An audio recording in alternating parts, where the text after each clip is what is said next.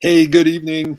Paul Sterling here. Sorry about the lighting. I feel like I'm a little bit in a dark cave here, but anyway, welcome to my Facebook Live, The Courageous Love Show. I'm coming from Carmel Valley tonight. And tonight I'm going to talk about some of the concepts from my best-selling book, Argue Less, Love More, and how these concepts impact relationships. One of the most important tools in a relationship is communication. And we're going to go through three of the biggest issues that happen in relationships and what you can do about it. So this is a live interactive call. I would love to see your comments. It makes it more fun for me. That way it doesn't feel like it's a one-way conversation where I'm talking to a screen.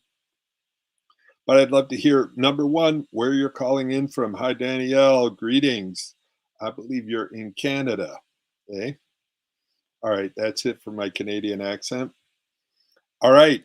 And wherever else people are joining us from, what I'd love to do is when you have a breakthrough tonight, when some aha goes off, let me know. And here we go. We're going to dive into it. And I once heard that relationships an important part of communication, and I say it differently. Communication's an important part of relationship, but communication isn't an important part. It is the relationship. What you can and can't talk about, how you do and don't talk, that is what makes up the foundation, the very core of the relationship. So these three core problems that I'm going to talk about, impact most people in relationships. Thank you for the thumbs up. I can see that right. If there's a thumbs up, a heart, cheers, whatever it is. I love it when it's interactive. So let me know. And as I said, Paul Sterling, Carmel Valley, California, where in the world are you coming in from? So let's dive into the material here. And let me ask you a question here. And if you've ever wondered this, give me another thumbs up. Actually, if you've ever wondered, have you ever wondered why the people you love the most?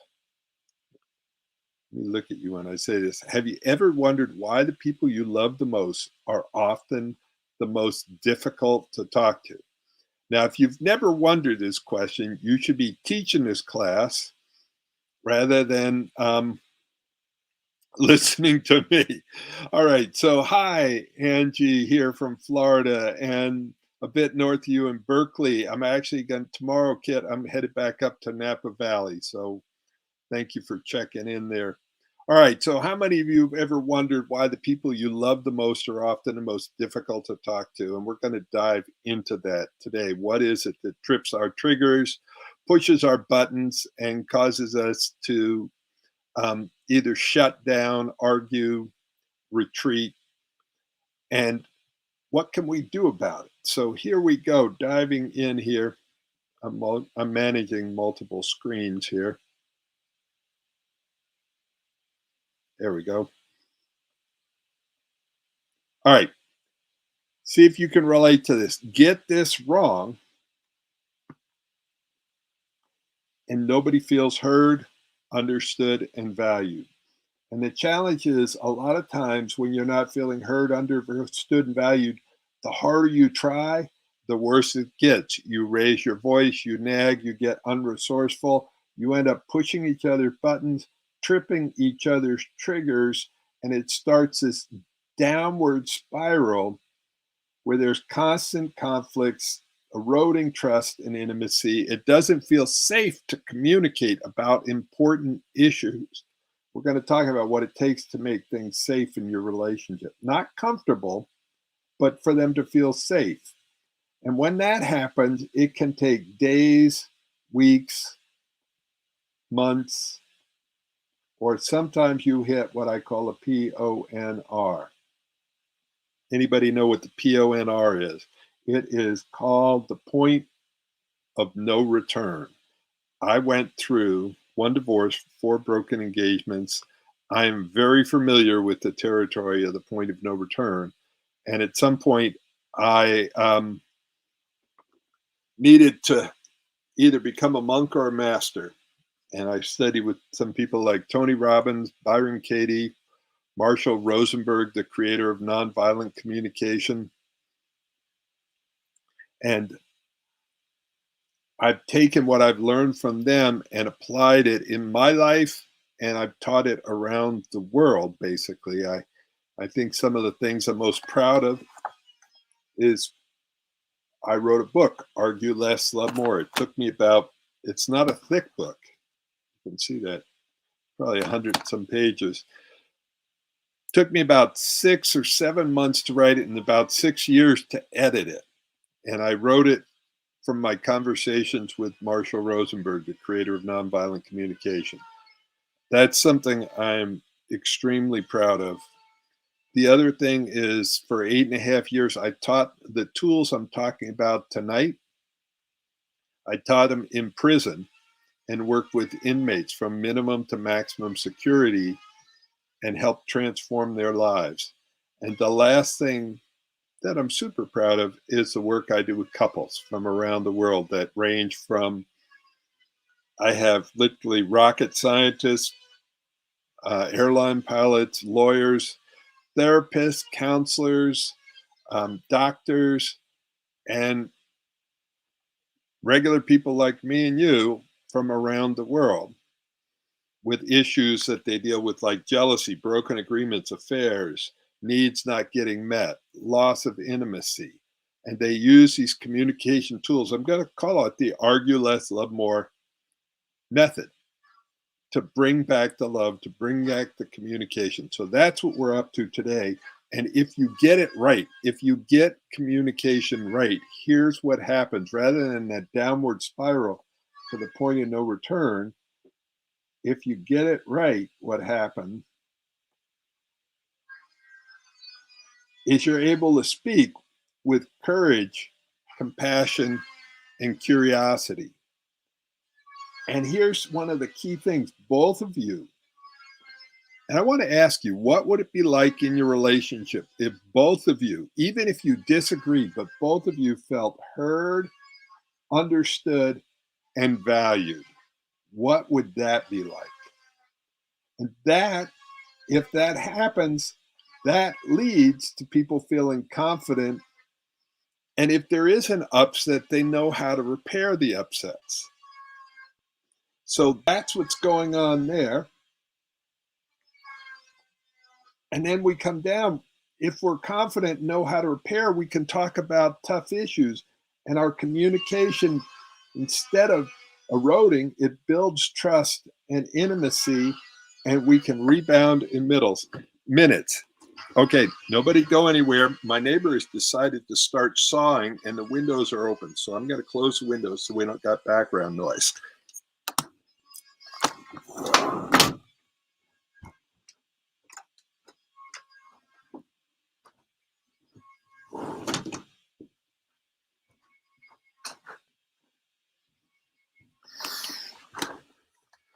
I'm back. It was quiet all afternoon. As soon as I decided to do my talk here, he starts sawing next door. Okay, there's communication. Now, here we go. I want to see if you can relate to these 3 big issues. Number 1 is they don't listen. Now, I wanted to handwrite that out. Let's just see if my handwriting is a. Yeah. How many of you have had your lover stop listening to you? They just stop listening in general. Like you can talk, but it feels like nobody's home. And how painful is that? The second big issue, by the way, I'm dyslexic, spelling errors, all sorts of stuff. So this is fun for me to write. Somebody once told me, if you could just make your handwriting neater. It's like, yes, of course, I'd love that. So they don't listen. The second big one is they won't talk. And it feels like you're walking around on eggshells and it feels like one word, one way conversations. How many of you can relate to that? So the two big issues there, they won't talk and they don't listen. Now, the third one is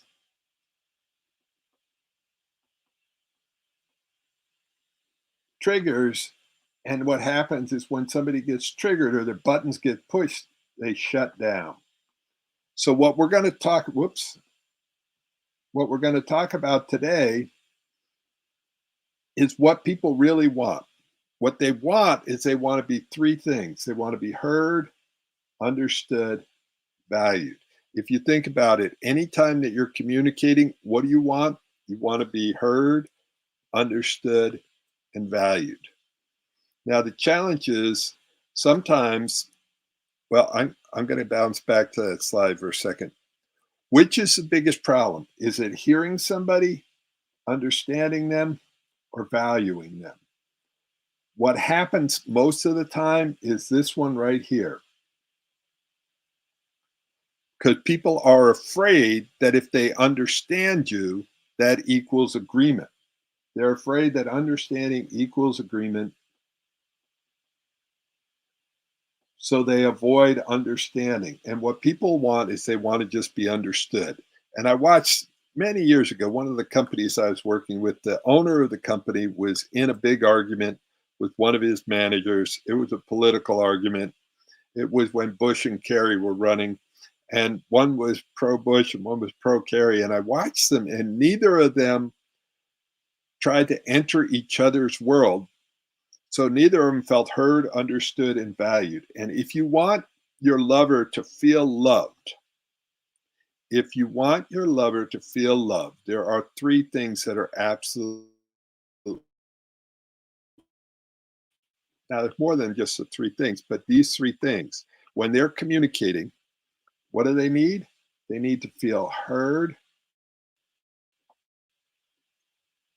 understood, valued. And how do you let them know that you hear them and understand them? You feed it back. And I'm just going to go with this. I'm going to jump ahead. Well, I'm going to cover this till later, but okay, take a wild guess. What did I just draw on the screen there? This is the interactive part of this. Anybody got any idea what that is that I drew there? It's pizza. And what does pizza have to do with amazing communication? When you call and order a pizza, what's the last thing that they do before they hang up the phone? Thank you, Kit. Nailed it. She even put in the yes, and Todd saying the feedback loop. So, and what is the feedback loop? Well, when you go to order pizza, what's the last thing that they do? They feed back. They feed back your order. So, Mr. Mrs. Jones, you ordered a 14-inch pepperoni pizza. You live at 123 Smith Lane. Your Visa card number is 45659, and your phone number is. Why do they feed it back? Because as one of my mentors, a guy named Marshall Rosenberg, the creator of nonviolent communication, once said that the normal outcome of most communication is what? I want you to think about this. The normal outcome of most communication is misunderstanding. This is from one of the smartest communicators that I know. This is the guy, he's no longer with us, but I can think of my life before Marshall and after Marshall. He was a creator of something called NVC, nonviolent communication. And right there is the reason, part of the reason that it's so hard to communicate with the people we love, because we are using a tool, and communication is a what? It's a tool that fails most of the time. If you wanted to, if someone was saying, get on this airplane that fails most of the time, you'd be going like, I don't think so. And kept saying, hooray for NVC. Yes, I can look at my life before and after NVC, nonviolent communication. It is truly transformational. And it's one great way to create that feedback loop so that somebody feels heard, understood, and valued. And part of what's going to happen is you're going to learn how to translate what somebody says into their underlying feelings, needs, and requests. Now, is this the way people normally communicate? Hell no. I look at the way my family normally communicated. It was put downs, arguments, fights. My dad was, his favorite expression was the best defense is a strong offense. And he was an offensive communicator. A loving guy in other ways. I got a lot from him, but boy, I had to unlearn what I learned in my family about communication. So there we go. We've got people that don't listen, people that don't want to talk, and then people take everything personally and get triggered. So what I want to dive into is, how do you talk so that your partner wants to listen? Now, I was once told, and hopefully I know this is different than a typical Facebook distraction. This is like, I really want you to walk away with something. So hopefully you have a pen and paper, or you're taking notes on your computer or whatever. But there's this expression that says a problem clearly stated is a problem half solved. And couples come to me to create breakthroughs in their relationship, and they come from all around the world. And they want all sorts of breakthroughs, but the biggest breakthrough is in the way they communicate. And so what I say, one of the first steps is, the first step to solving a problem is clearly stating the problem. And so what often happens is they'll say, the problem is my partner doesn't listen to me anymore. And I said, I get it. That sucks. That's painful. Let's see if we can restate the problem a little bit differently. Because when somebody says my partner doesn't listen to me anymore, where's all the responsibility going? It's going on the partner. If you want to turn that problem around and get some control, one of the best ways to do that is state the problem very differently. And how do you state it differently is, I don't know how to talk to my partner in a way that my partner wants to listen. I don't know how to talk to my partner in a way that my partner wants to listen. Then what happens is, I'm taking responsibility to change the way I communicate so I can change the outcome. The outcome I want is, I want my partner to listen. And I want him to want to listen, or her to want to listen. So what can we do that will help our partner want to listen? Well, I'm going to skip over some of these and I'll come back to them. Part of what we want to do is right here. We're going to make our partner want to listen. One of the things we want to do is avoid the upsets, avoid pushing their buttons and tripping their triggers, so that they don't end up not wanting to listen. So I'm going to give you some examples here, and we're going to go through these three things. You get these three things, And what will happen is you get to avoid tripping your partner's triggers, and you get to take more control over whether or not they want to listen to you. So this is the part where you participate with me. I can see you out there. What I want you to do is put your hands together just like that, just like on the screen. Put your hands together. I am watching you. I can see you. And when I say go, what I want you to do is press really hard with your right hand. Ready? Get set, go. Press. No, press harder with your right hand. Press harder. Press harder. Okay, stop. Now, I'd love for you to type in, where are your hands? If they're basically in the same place, put same place. If all of a sudden you press, because I said press really hard with your right hand. Now, if you press really hard with your right hand, what would happen? It would push the left hand away. But for most people, what they did is they press with their right hand. So Kit said it went to the left. Most people get stuck in the middle. Why? Because when we use force with our right hand, our left hand pushes back. What's that got to do with communication? A lot. Whenever we use force in communication, whenever somebody feels push, what do? They push back. So the idea here is to communicate in a way that doesn't feel like force. It doesn't feel like somebody's being pushed, so they don't have to push back. It sounds a lot easier than it actually is. And what we're trying to do is communicate in a way that doesn't trip their triggers. As soon as it feels like force, their triggers get tripped, they push back, and emotions go up. And what happens when emotions go up? Intelligence goes down. Huh. Is this making sense? Now, there are three, and this is an overgeneralization. There are three levels of triggers. And a lot of this is from the work of Stan Tatkin. Stan Tatkin wrote the book Wired for Love. So we're walking around in normal awareness. This is sort of our calm state.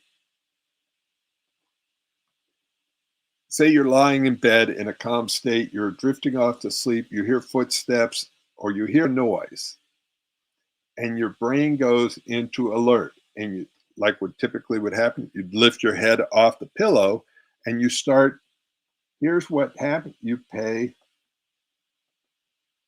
attention. Now, if you hear a footstep, what you're trying to do is decide. When you're in alarm, you're trying to decide. And what are you trying to decide? If there's danger. If you hear footsteps and then you realize it's just your partner got up and went to the bathroom, no big deal, no danger. And it's pretty easy to go from alert back to calm, or even alarm. It takes a little bit longer to come back to calm. But if you get tripped and go to attack, it can take hours to go back to sleep. And I'll give you an example. At one point I was working, I traveled around the world. So my route was Albuquerque, Hawaii, Hong Kong, Alaska, New Orleans. And I was in Hawaii with my ex-wife. We had rented a condo for a week to work with the company we were working with there in Hawaii. I wake up in the middle of the night. She has elbowed me and said, there is a man standing at the end of the bed. I went from alert through alarm to attack in like, I don't know, maybe 3 seconds. And yes, there was a man standing at the end of the bed. It was a mix up. I still am not really sure what the hell he was doing there, but he had gotten a key to the condo, wrong key, wrong. Anyway, but it took a long time for anybody to get back to sleep. What has this got to do with relationships and communication? Everything. When somebody gets triggered into the attack mode, they are not able to communicate with you in a normal way. All they're worried about when they're in their attack mode is something very simple. It's either enemy, ally. By the way, it's probably not spelled right, but there we go. Enemy, ally, danger, safe. Um, they're in a world of right, wrong. And the idea of being vulnerable is dangerous. When you're in your reptile brain, vulnerability, openness, honesty, all of that goes right out the door. All you're worried about is what is it going to take for me to feel safe? Are you the enemy or the ally? And if you're not the ally, if I'm defending myself from you in my communication, I've made you into the enemy. Is this making sense? Hopefully, this is making sense. Because I want to go back up here. What takes, when people take everything personally and get triggered, they've moved into the reptile brain. They're in the attack mode. And to get them out of the attack mode so that they can listen again, because when they're in the attack mode, they don't listen. Also, when they're in the attack mode, they're not going to talk openly and honestly. So the critical first step is to be able to avoid pushing somebody's buttons and triggering them without having to avoid the issue. So the first part I said, joined hands, that's when I did this exercise. So you start to learn not to push, and you start to learn what did they hear. The second part of this is no BSW. Does anybody know what BSW stands for? It's something I came up with years ago, and it stands for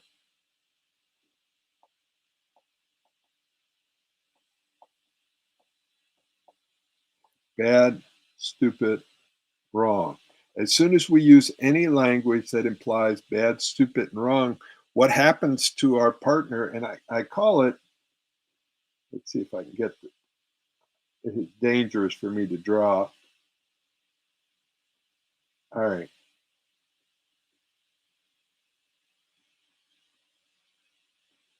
That is the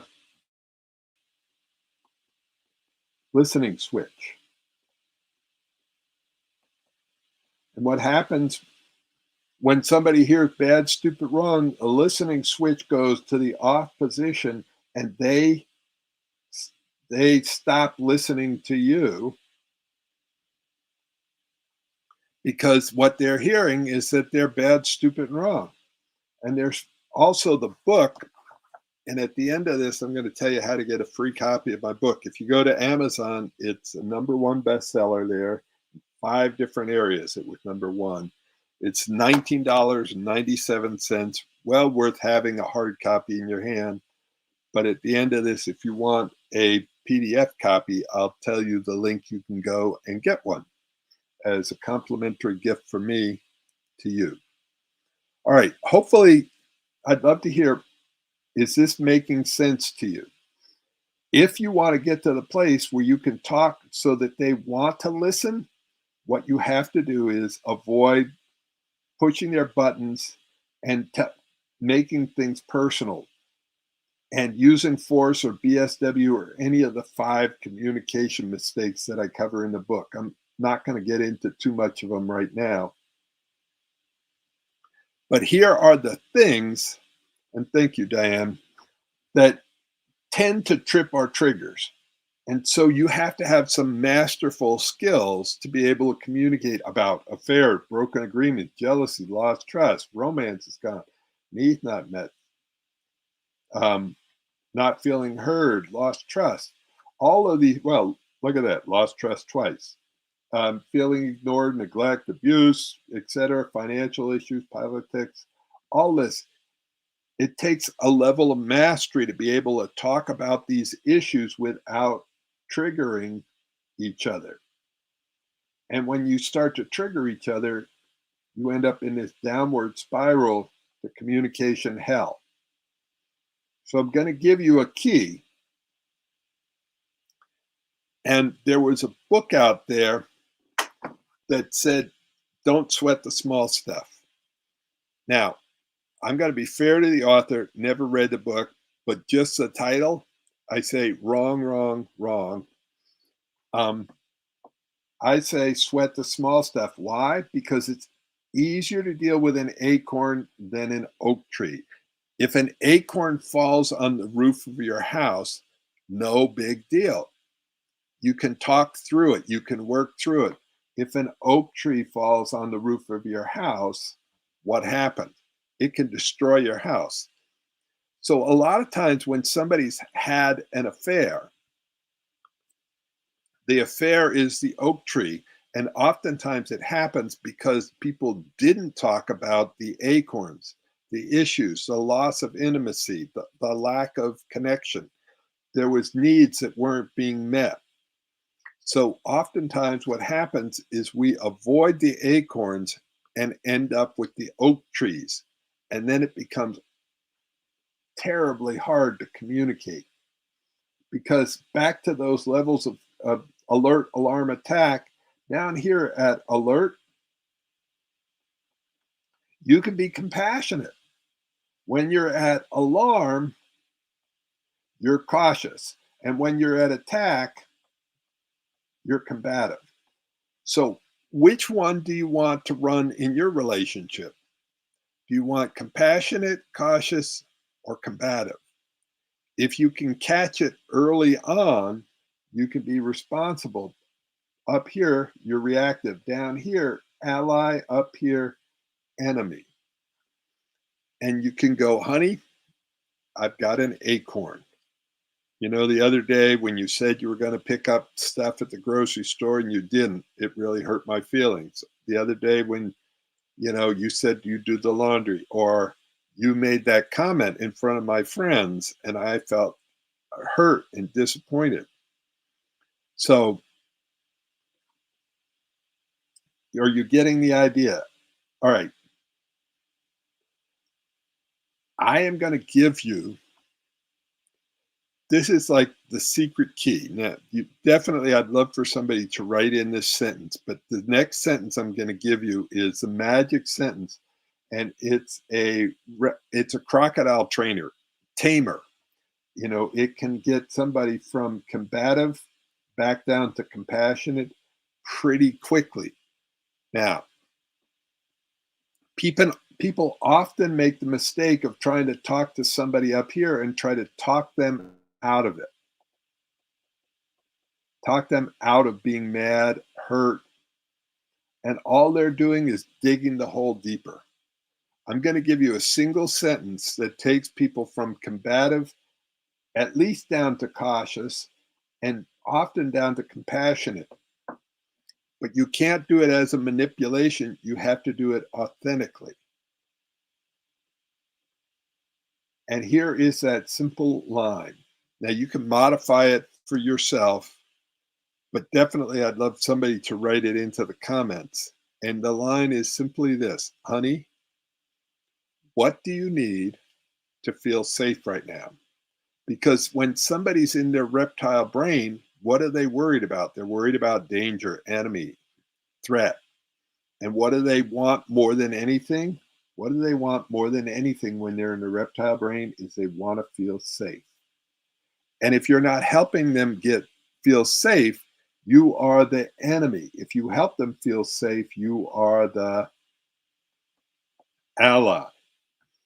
Thank you, Kip. And I'm wondering if this resonates with people or not. Thumbs up. Is that a sentence you can use? And my beloved will use that sentence on me. I taught her the sentence. I know that she's just using the sentence, but she does it so genuinely and with such compassion that that my reptile brain goes, oh, what would it take for me to feel safe right now? What do I need? And it's if you get nothing else out of this call right now, take that away with you. That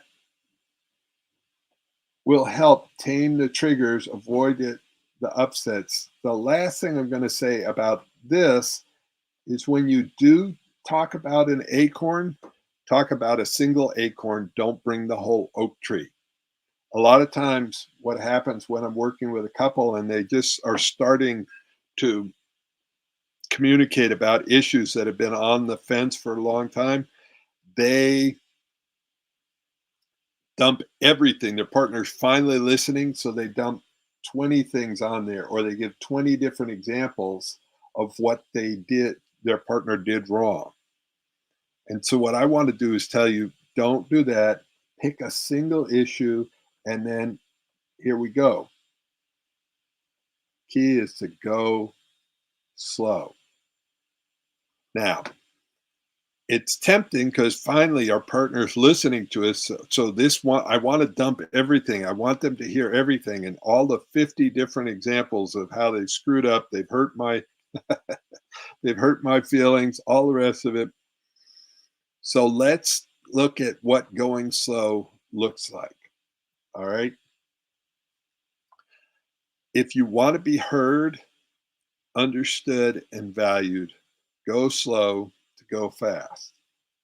Marshall talked about the 40 words max, and he didn't say it this way, but I interpret it this way: taking responsibility for what somebody heard rather than just worried about what you said. So let me take these and put all three of these together. If you want people to want to listen to you, if you want to talk so that people want to listen to you, here are three major keys. Number one, to go slow. My mother was following me. Years ago, I was living in Denver. My mom was following me. I was driving to the auto repair place, and she was going to follow and pick me up and drive me back home so we could leave one of the cars there. Now, I knew my way through all these back roads, and she didn't. Now, if you want somebody to follow you, what do you need to do? So, as I'm saying this, think about it. Type in what do you need to do if you want somebody to be able to follow you and you're going through a lot of back roads and there's red lights and turns and not alleys, but smaller roads, all sorts of things like that. So, when you get to a yellow light and somebody's behind you, do you zip through the yellow light because you can make it no problem? Or do you stop? And when you make a turn, what do? You check the mirror. And do you go really fast? Because I could go really fast and get there because I know my way. The problem is she doesn't know her way. So, how does this all apply to communication? It applies to communication if it's an important issue, if it's an emotional issue, if it's a heated topic, slow down. At each turn where I'm turning in my communication, I'm going to ask, can you tell me what you heard me say? Oh, I thought I said I love you and care about you. You heard that you never do, you don't love me anymore, or you don't respect me, or they heard something totally different. Now, I'll give you an example of this. I was working with some inmates because I taught this in prison for 4 years. No, 4 years. I taught it for 8.5 years. I'm sorry. I just looked down. I saw four hearts and four clicked in. Anyway, so for 8.5 years, I worked with inmates, and I was working with the women's side because I work with men's and women's side, minimum to maximum security. And these two women had an upset.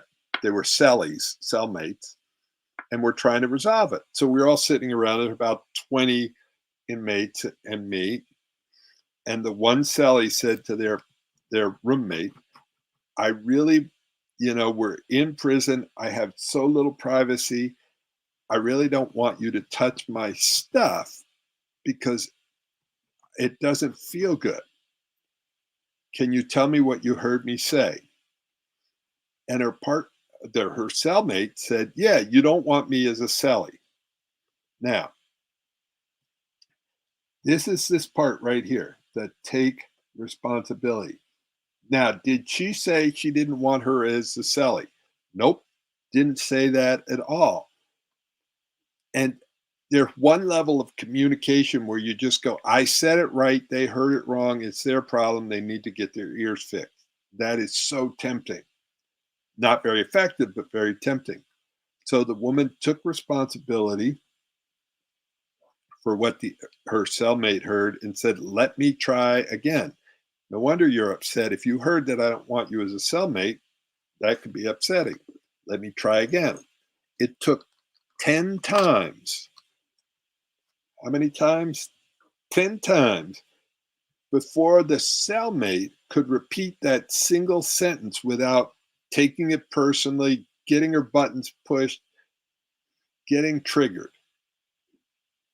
So if you want to be heard, you have to go slow. And what Marshall said, 40 words max. So like 40 words before you check in with your partner or whoever you're communicating with, and check in and go, can you tell me what you heard me say? And if it's really emotional, you might only be able to go 10 words. You think I'm kidding? Not at all. Reptiles have a hard time hearing a lot of words, sometimes only 10 words. And then what do? You take responsibility for what they heard. Oh my God, I thought I said I love you, and you heard that I don't care about you anymore. No wonder you're upset. Let me try again. Let me try again. And you keep going until.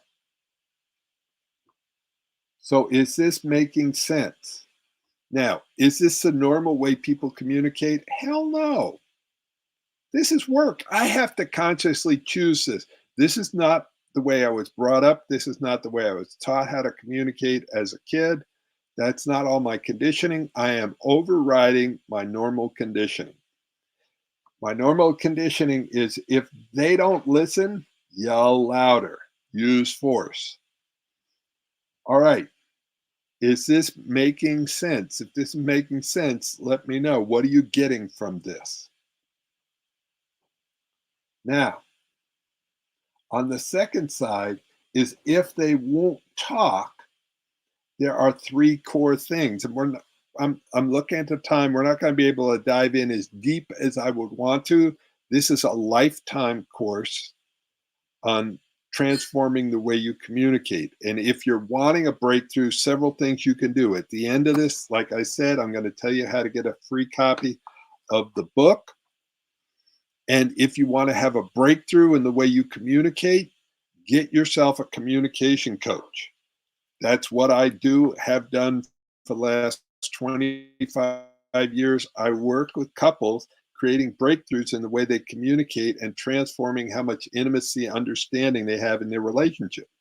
It's not an easy thing. If it was easy, we wouldn't be here. You would just be doing it. Our normal thing is to communicate in a way that they don't want to listen, and listen in a way that they don't want to talk. And then when we do talk, we talk in a way that somebody takes everything personally, gets triggered, gets their buttons pushed, and ends up in a big upset. That's normal communication. That inner circle, that's normal. The green circle, that's abnormal. That's why we're here, to learn how to do those things. So the first thing is creating a safe space and learning how to translate, and then going to tell me more. So safe space, what does a safe space mean? A safe space means, well, let me go down to one of the, down here, there's single issue, but there's also 5 mistakes. In the book, there are 5 mistakes, and the number one mistake is case building. And in case building, anything you say can and what will be used against you. So the number one mistake in the book and in communication is case building. And if you're going to create a safe space, the opposite is case building. So here, no case building and no BSW. And very often, what happens when people are communicating, they start to communicate. They want to be, let me switch screen for a second here.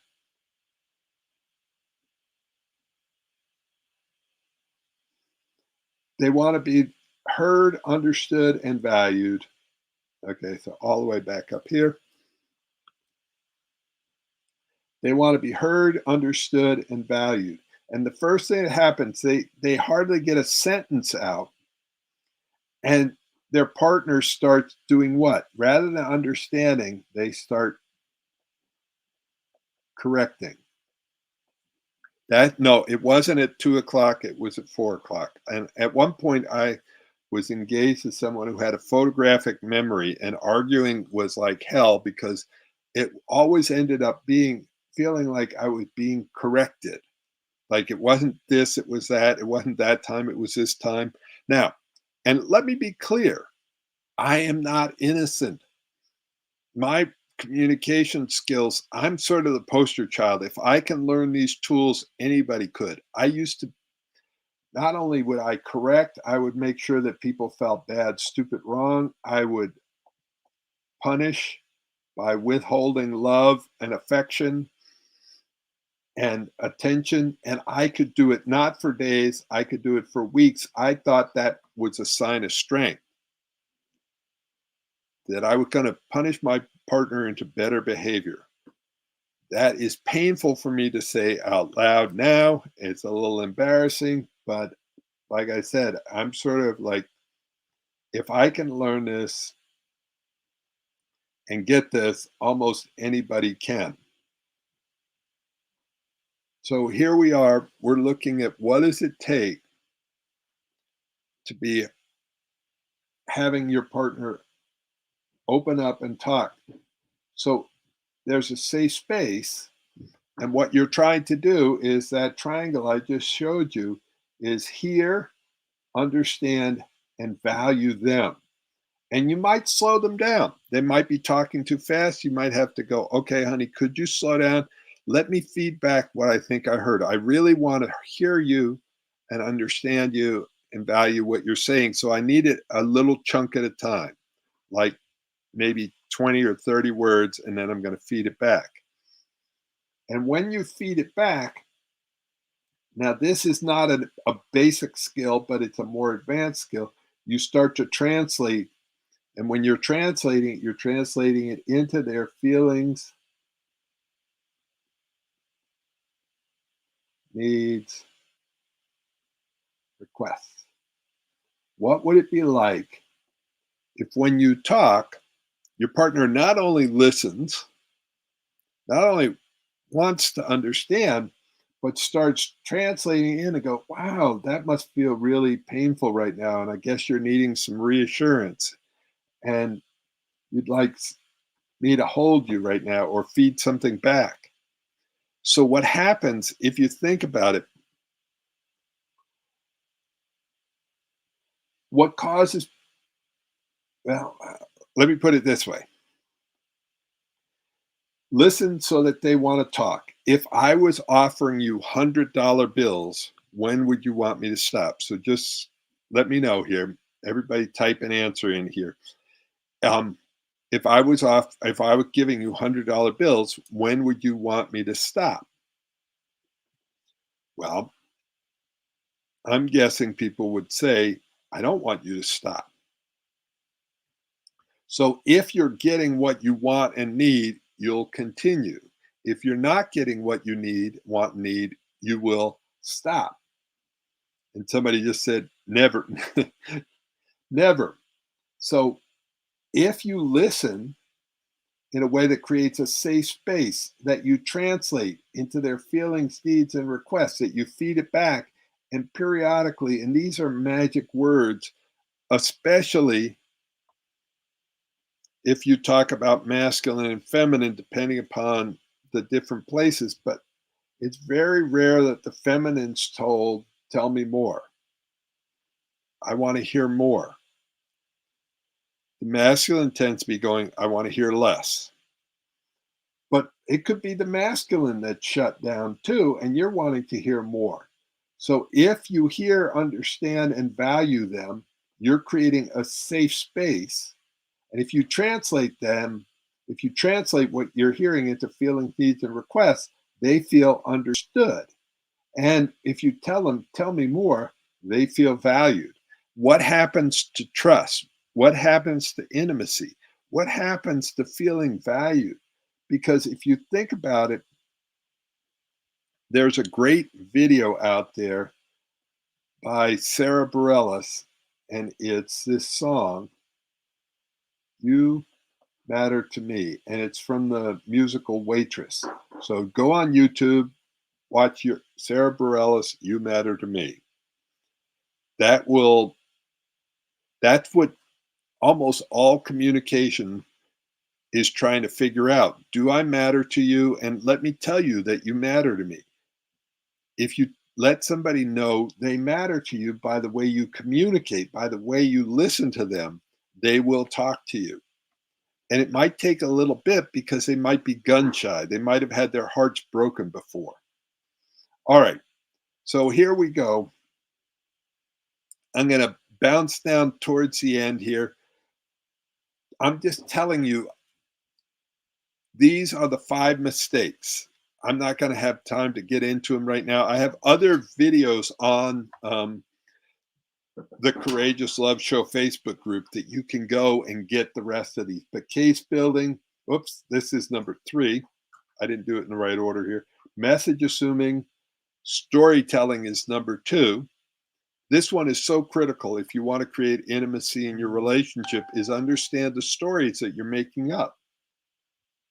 Message assuming, rather than assuming the message, get the message cleared up. Can you tell me what you heard me say? Can I tell you what I think I heard?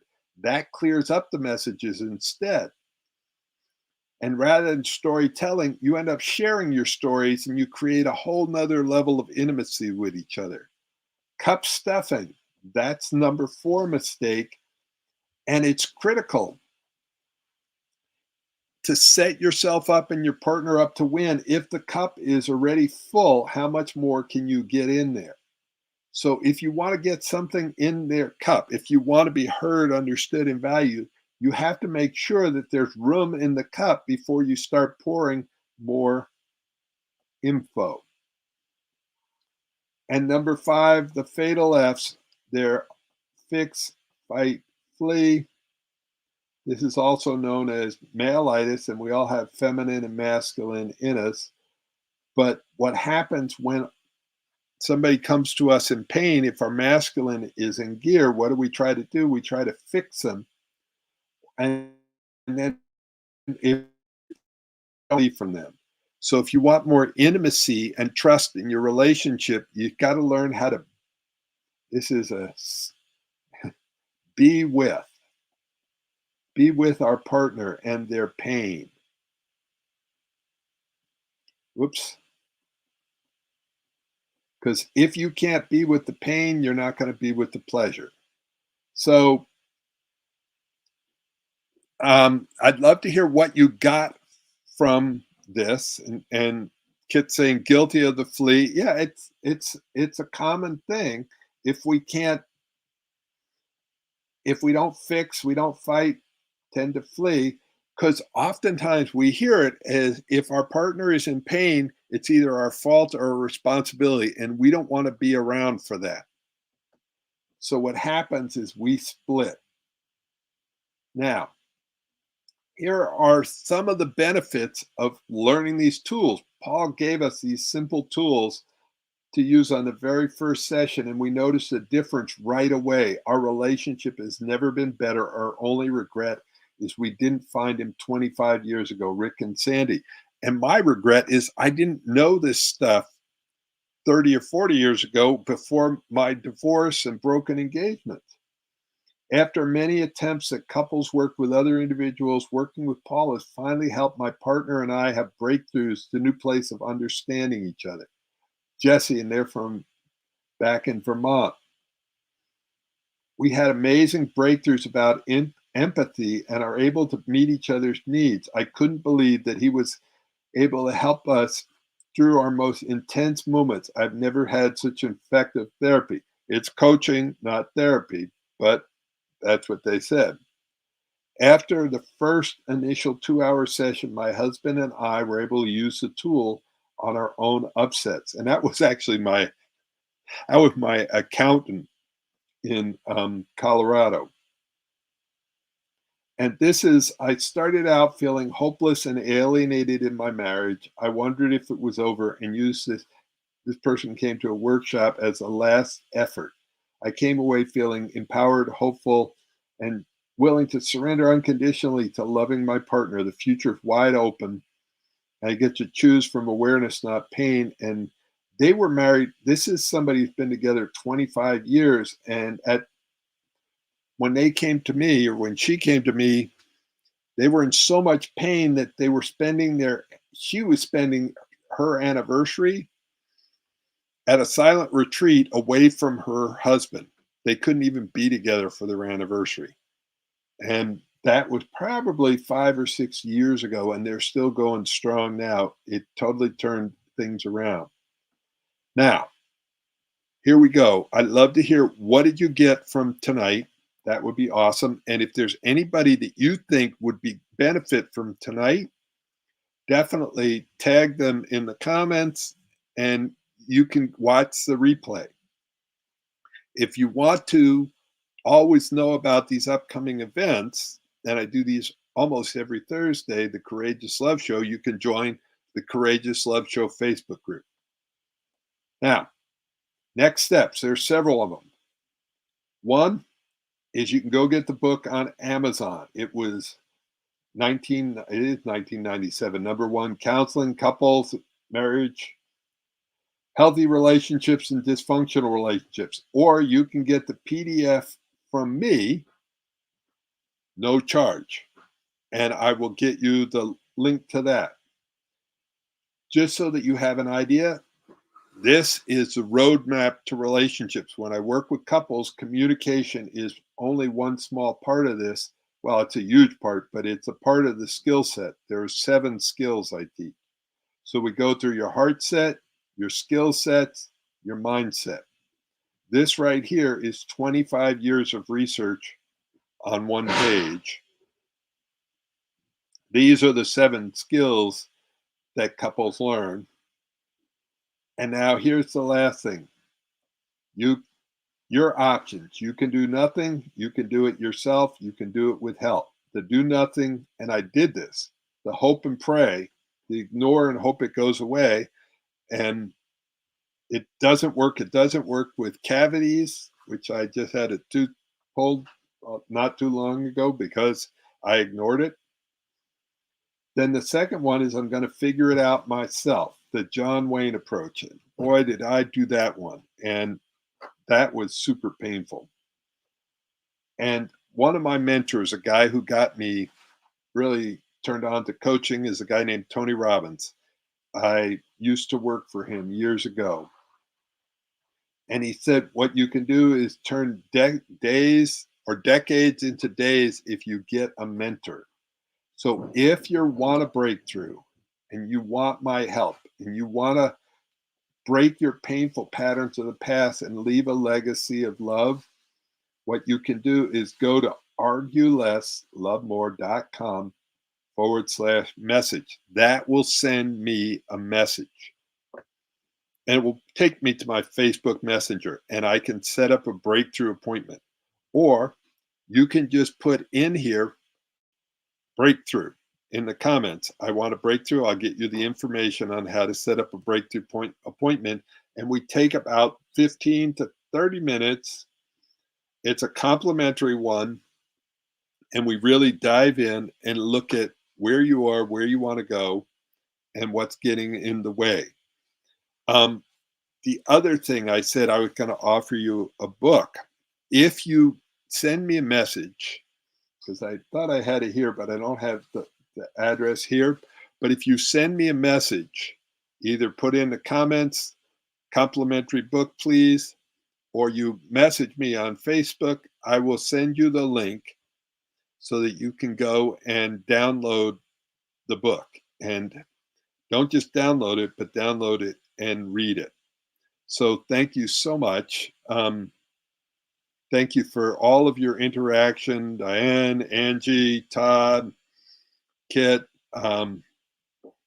It really makes a difference to me. It makes it fun for me to come and contribute like this. So that was great. If you want more, make sure to join the Courageous Love Show Facebook group, and you'll be, there's 130 hours of these calls there in that group, and we update them every week. So thanks again. Have a great time. We will talk to you next week, if not before then. Ciao.